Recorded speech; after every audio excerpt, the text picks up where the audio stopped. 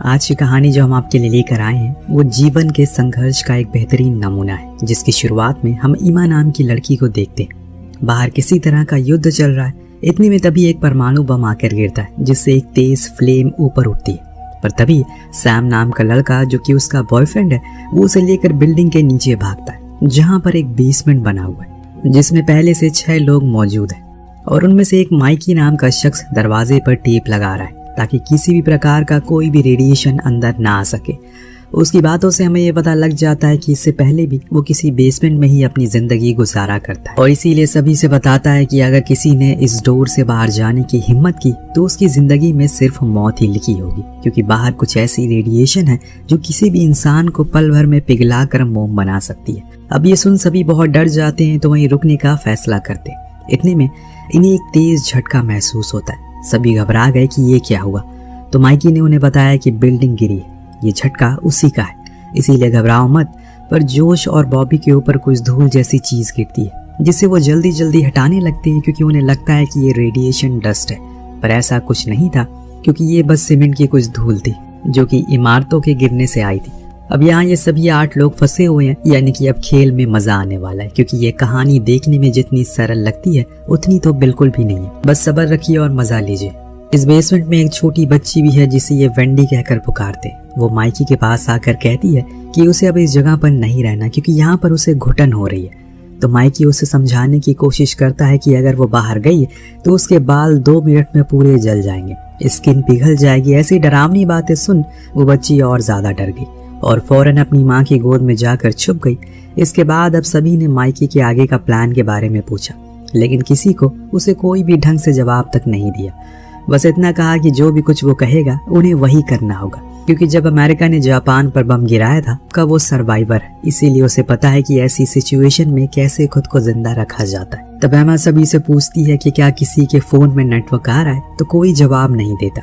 पर डेल्विन के पास एक रेडियो डिवाइस है जिससे कि वो बात करने की कोशिश में लगा था, लेकिन अफसोस कि उसके हाथ कुछ नहीं आया। इसके बाद अब माइकी सभी को खाने के लिए बीन्स देता है, जो सभी थोड़ा थोड़ा खाते हैं, लेकिन जोश और बॉबी अब ऐसे नहीं रहना चाहते।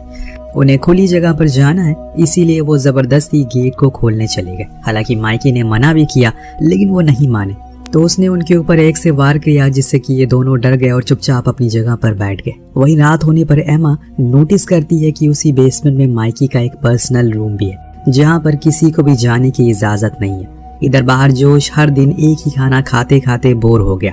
वो आज के खाने को उठाकर फेंक देता है, क्योंकि उसे ये नहीं खाना, और उसकी इस हरकत से माइकी को बहुत गुस्सा आता है। और इतने में सैम भी खड़ा हो गया, क्योंकि उसे लग रहा है कि वो लोग ऐसे हाथ पे हाथ रखकर बैठे हुए जिससे कोई फायदा नहीं होने वाला, उन्हें कुछ तो करना ही है। इतने में दोस्तों वहाँ की लाइट फ्लिकर होने लगती है, क्योंकि गेट के बाहर कोई था जो उसी गेट को काटने की कोशिश कर रहा। सभी को लगा कि ये आर्मी वाले होंगे, इसीलिए वो बहुत खुश हुए। लेकिन जब गेट खुला तो वहां पर 5 रेडिएशन सूट पहने सोल्जर थे, जिनके हाथ में बंदूकें थी। वो वेंडी को पकड़ लेते हैं और उसके गले में कुछ इंजेक्ट करने लगते हैं। मारिलिना, जो कि उस बच्चे की माँ थी, वो उन्हें ऐसा करने से रोकती है, पर वो सभी उस वेंडी को एक प्लास्टिक बैग में भर कर ले गए। फिर बचे हुए 3 सोल्जर इन लोगों पर हमला करने लगे, लेकिन इन्होंने बड़ी ही चालाकी से तीनों को मार गिराया। लेकिन इसमें इनके एक शख्स को गोली लग गई, पर उससे भी ज्यादा दर्द में है मारिलिना, जिसकी बेटी वो लोग न जाने कहां लेकर गए। इसीलिए वो अब उस स्टील गेट को खोलने चली गई, पर सही समय पर इन लोगों ने देख लिया, वरना हालत और भी बदतर हो जाते। अब मारिलिना को स्टोर रूम में बंद कर दिया गया और बाहर उन सोल्जर की छानबीन शुरू हो गई। मास्क हटाने पर पता लगा कि ये एशियन सोल्जर है, जो देख डेल्विन को लगता है कि ये शायद नॉर्थ कोरियन आर्मी के होंगे, लेकिन माइकी को लग रहा है कि ये हमला अरब देशों ने मिलकर किया। उधर डार्विन बार बार रेडियो पर किसी से बात करने की कोशिश में लगा हुआ, पर इसका कोई फायदा नहीं होता।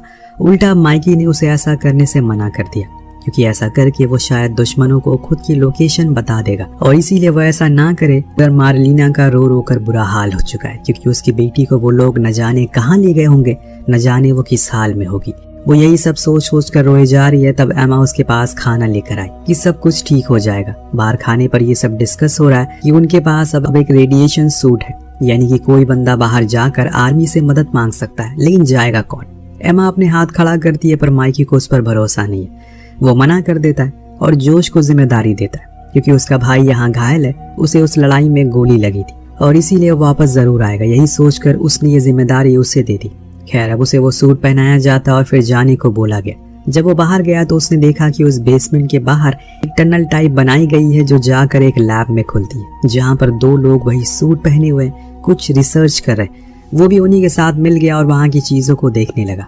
तब उसने नोटिस किया कि वहाँ पर कई सारे इंसानों के बाल रखे हैं, कुछ कैप्सूल भी हैं जिसमें कुछ छोटे छोटे बच्चों को रखा गया, पर वो बेहोश हैं और उसी में वेंडी भी थी। इस तरह के एक्सपेरिमेंट को देखकर वो एकदम बौखलास आ गया। इस चक्कर में उन दोनों ने इसे पहचान भी लिया, पर जोश ने जैसे तैसे करके खुद की जान को बचाया और भागते हुए बेसमेंट में आ गया। पर उसके चेहरे पर डर देखकर सभी और डर गए। तब उसने बताना शुरू किया कि बाहर किसी भी प्रकार की कोई भी सर्वाइवर नहीं बचा। अब वो लोगों पर अजीब तरह का एक्सपेरिमेंट कर रहे हैं क्योंकि अब सब कुछ खत्म हो गया। इस दौरान वो मार्लिना की ओर देखकर उसे माफी मांगता है कि वो उसकी बेटी को वापस नहीं ला सका। इतने में वो सोल्जर बाहर से उस गेट को सील कर देते हैं ताकि कोई भी बंदा बाहर ना आ सके। लेकिन ये क्या बात हुई, आखिर वो लोग हैं कौन?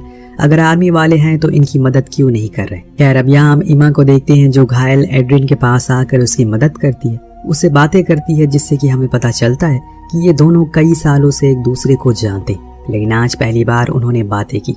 इस दौरान वहाँ पर सैम आ गया, जिसने कुछ देखा तो नहीं, लेकिन यहाँ हमें एक और चीज पता लगी। सैम और एमा का रिलेशन कुछ ठीक नहीं है। यही वजह है कि वो उसके साथ ज्यादा समय नहीं बिताती। अब देखते ही देखते 1 हफ्ता बीत गया, पर अभी ये लोग वही हैं जहाँ शुरुआत में। लेकिन जिन सोल्जर को इन्होंने मारा था उनकी बॉडी में से स्मेल आने लगी जो पूरे बेसमेंट में फैल गई। इसीलिए माइकी सुझाव देता है कि हमें इस लाश के छोटे छोटे टुकड़े करके फेंक देना चाहिए। लेकिन ये काम करेगा कौन? तब बॉबी हाथ खड़ा करता और फिर वो माइकी दोनों मिलकर उस लाश को ठिकाने लगा देते। इस बीच हम मार्लिना को भी देखते हैं जो अपनी बेटी के जाने की वजह से बहुत ज्यादा परेशान है और उसे सहारे की जरूरत है, जो सहारा बॉबी उसे देता है। यहाँ 2 दिन बाद आखिरकार सभी लोग मिलकर माइकी के उस रूम तक पहुंच ही गए जिन्हें डरविन लेकर गया था, क्योंकि उसे लग रहा है कि वो खाने को चोरी कर रहा है और सभी से झूठ भी कह रहा है कि खाना खत्म हो गया। लेकिन जब एमा उसके रूम में गई तो वहाँ उसने कुछ न्यूज़पेपर की कटिंग देखी जिसमें 9/11 के कुछ आर्टिकल थे जो काफी अजीब था। खैर इतने में उसने देखा कि वहाँ पर माइकी की कुछ फैमिली फोटोज भी है जिसमें उसकी एक बेटी भी है। जो चीज देखकर वो सोच में पड़ गई कि जब इसके पास इतना सब कुछ है तो यहाँ पर इस तरह से ये क्यों रहता है, जरूर कुछ है जो ये हम सभी से छुपा रहा है। इतने में वहाँ पर माइकी आ गया जिसने सभी को रूम से बाहर जाने को कहा, लेकिन एड्रिन ने उसे कहा कि हम यहाँ पर खाने की तलाश में आए। जो सुन माइकी ने उस पर चिल्लाते हुए कहा, सब कुछ खत्म हो गया, अब मेरे पास कुछ खाने को नहीं बचा। लेकिन किसी को उसकी बातों पर यकीन ही नहीं हो रहा है और इसीलिए उन्होंने उसे कहा कि अब वो भी इस रूम का इस्तेमाल करेंगे। जो सुन उसे गुस्सा आ गया तो वही मार्लिना जो कि अब पूरी तरह से बॉबी के प्यार में पागल हो चुकी है, यहाँ तक कि वो अपनी बेटी को वही भूल चुकी है जो देख इमा उसके पास गई। उसने तो उसे कह दिया कि तुम भी हमें ज्वाइन कर सकती हो। जो सुन उसे गाली देकर वहां से बाहर आ गई।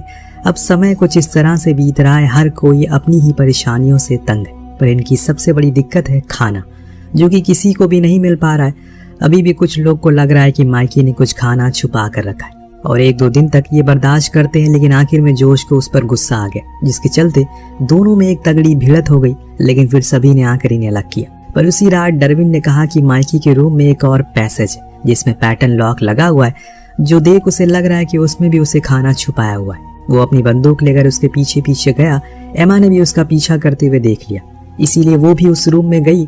पर अंदर जाने पर डरविन और माइकी के बीच में भिड़त हो गई, जिसके चलते एक गोली डरविन के सर पर लगी और वो वहीं पर मारा गया। ये सब देखकर सभी वहां से भागते हुए आए और माइकी को पकड़ लिया, क्योंकि उन्हें अब पता लग गया है कि वो खाना छुपा रहा है। वो उसे चेयर से बांध देते हैं और उस पैसेज का लॉक पूछने लगते हैं, लेकिन माइकी उसे बता ही नहीं रहा था आखिर वो क्या छुपा रहा है। और तब जोश ने उसकी एक उंगली को काट दिया।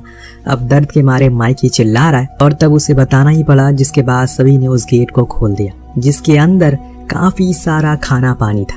उधर माइकी बेचारा वहीं दर्द के मारे कर्रा रहा था। अभी तक तो हमने कहानी में यही देखा कि माइकी ने इन सभी को अपने बेसमेंट में शेल्टर दिया, इनकी जान बचाई, लेकिन अंत में इन सभी ने उसकी मजबूरी का फायदा उठाया। लेकिन क्या हमें जैसा माइकी दिखाया जा रहा है एकदम बेबस और लाचार, वो वैसा सच में है या फिर अभी भी कहानी में कोई ट्विस्ट है? खाना हासिल करने के बाद ये लोग माइकी को उसी हालत में एक रूम में बंद कर देते हैं, लेकिन कुछ ही दिन बाद हमें इनके ऊपर उस रेडिएशन का असर दिखने लग गया, क्योंकि सभी के बाल गिरने लगे हैं। अब तो खाना भी नहीं है, लेकिन शायद कुदरत को ये मंजूर नहीं है, किसी न किसी को तो कुछ न कुछ करना ही पड़ेगा, वरना ये सब यहीं मारे जाएंगे। पर इस बीच एमा देखती है कि 2 भाई मार्लिना के साथ इंटीमेट हो रहे हैं, उसे बहुत टॉर्चर कर रहे हैं। इतने में वहाँ एड्रिन आकर उसे ड्रिंक ऑफर करता है, जो पीते हुए वो काफ़ी इमोशनल हो जाती है, क्योंकि उसे यहाँ ऐसे हालातों में खुद का दम नहीं तोड़ना बल्कि बाहर निकलना है।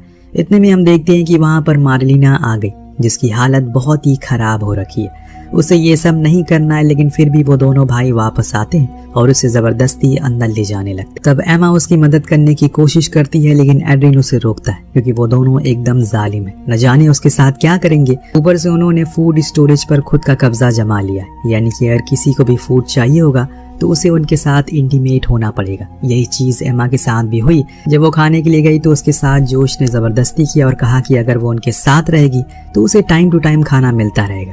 पर एमा वहां से बाहर आ जाता और इतने में एड्रिन आकर जोश से कहता है कि ये खाना पूरे ग्रुप के लिए, इसीलिए सभी का बराबर का हिस्सा है। लेकिन जोश का कहना था कि अब यहाँ पर कोई ग्रुप नहीं है, जो मैंने कहा वो करो, तुम्हें भी खाना मिल जाएगा, सीधी सी बात है। एमा माइकी को बाहर लेकर आती है, जो उसे गुजारिश करता है कि वो उसके हाथों को खोल दे, लेकिन वो कहती है कि उसने सभी को धोखा दिया। पर माइकी कहता है कि ऐसा बिल्कुल नहीं, मैं तो तुम्हें उस खाने के बारे में बताने ही वाला था, लेकिन बस मुझे डर था कि कहीं किसी की नीयत खराब ना हो जाए, इसीलिए उसने ये बात छुपाई।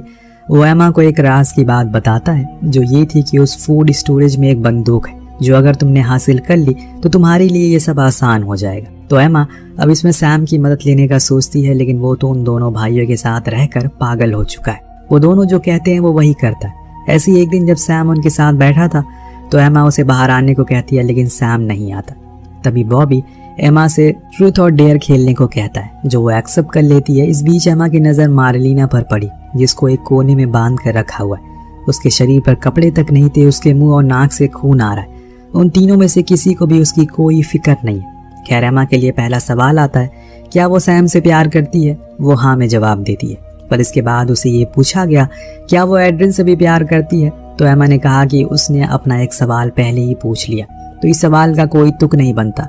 जो सुन जोश को गुस्सा आ जाता और एमा पर भी वो भड़क गया। पर ऐसा करने पर सैम ने उसे रोका। उसने सैम को डेयर दिया, जाकर डरविन की लाश के टुकड़े करो, जो कि वो कर नहीं पाता, जिसके बदले में बॉबी उसके हाथ को ही मोड़ देता है और फिर एमा को वहीं डेयर ट्रांसफर करता है। अगर उसने ये नहीं किया तो आज सैम का एक हाथ खो देगा। इसीलिए एमा को मजबूरन ये करना ही पड़ा, जो चीज वो कभी नहीं करना चाहती। अब इसके बाद वो सैम से कुछ नहीं बोलती और बस चुपचाप बैठी रहती है, लेकिन अब उसे किसी भी कीमत पर वो बंदूक चाहिए। वो फिर से माइकी के पास गई, उस बंदूक की एग्जैक्ट लोकेशन का पता लगाने के लिए। उसने कहा कि वो एक बॉक्स के अंदर है, पर मुझे भरोसा है कि तुम जो कुछ भी करोगी सही करोगी।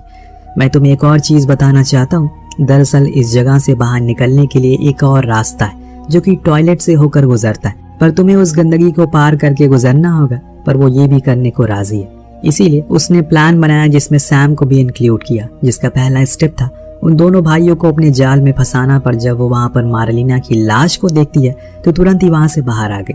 दरअसल उन लोगों ने उसे इतना टॉर्चर किया कि उसकी बड़ी ही दर्दनाक मौत हो गई। उधर सैम अपने मंसूबों में कामयाब हो जाता, लेकिन जब उसने उस लाल डब्बे को उठाया तो बॉबी ने उसे देख लिया। लेकिन तब तक सैम ने उस पर बंदूक तान दी और उसे लेकर बाहर आ जाता है। पर जब वो बाहर जोश को भी देखता है तो उसके मन में एक सवाल आया, ये कहाँ से आ गया? इतने में एमा सैम से कहती है कि वो उसे शूट कर दे, जो कि वो करता भी है, लेकिन वो गोली जाकर एड्रिन को लग गई, जिससे वो वहीं मारा गया। और इससे बॉबी को मौका मिल गया सैम के ऊपर हमला करने का। उसने उसे बहुत मारा, लेकिन तभी पीछे से एमा आकर जोश के गले को काट डालती है। यानी कि एक भाई का तो काम तमाम हो गया, लेकिन अपने भाई की मौत को देखकर बॉबी का खून खौल जाता है। जो चीज देख एमा फौरन भागकर माइकी के पास आ गई। उसके हाथ खोल दिए, क्योंकि उसे पता है कि वो उसे लड़ नहीं सकती, लेकिन माइकी लड़ सकता है। पर उसे तो बॉबी को मारने की कोई जरूरत ही नहीं पड़ी, क्योंकि उसने तो खुद को ही आग लगा ली। लेकिन इसके पीछे की भी एक वजह थी, क्योंकि वहां पर कोई भी शाफ्ट नहीं है, जिसके कारण अगर हल्की सी भी आग लग गई तो पूरा बेसमेंट जल जाएगा। इस चीज को सही करने के लिए वो बॉबी के शरीर पर लगी आग को बुझाने लगता है। पर इसी बीच एमा पूरे बेसमेंट के बचे हुए एक ही रेडिएशन सूट को पहनकर टॉयलेट में घुस गई और गेट को लॉक कर लिया। माइकी ने कहा कि वो गेट को खोले, लेकिन अगर वो गेट को खोल भी देती है, और आखिर में माइकी स्माइल करता है, क्योंकि उसे एमा के लिए खुशी थी कि वो इस नरक से बाहर निकल गई। पर वहाँ एमा जब बाहर गई तो उसने महसूस किया कि ये वो न्यूयॉर्क तो है ही नहीं, जहाँ वो रहा करती थी। चारों ओर हवा में बस राख उड़ रही है। सब कुछ खत्म हो गया है, कुछ नहीं बचा इस संसार में। अब तो वही बेसमेंट में माइकी आखिरी बार हंसते हुए अपनी बीवी बच्चों की तस्वीर को देखता है। लेकिन क्या आपने सोचा था कि इस कहानी के कुछ इस तरीके से अंत होगा? क्योंकि अगर सब साथ रहते तो शायद कुछ दिन और सरवाइव कर जाते, लेकिन शायद इंसान की यही फितरत है, उसे आसान चीजों को भी मुश्किल बनाने में मजा आता है। और फिर इसमें सब कुछ खत्म हो जाता है। साल भर का खाना रहने के बावजूद भी कोई जिंदा नहीं है उस बेस्ट फ्रेंड में। वेल, आपको कहानी कैसी लगी हमें कमेंट करके जरूर बताइएगा। मिलते हैं अगले वीडियो में। Thank you so much watching.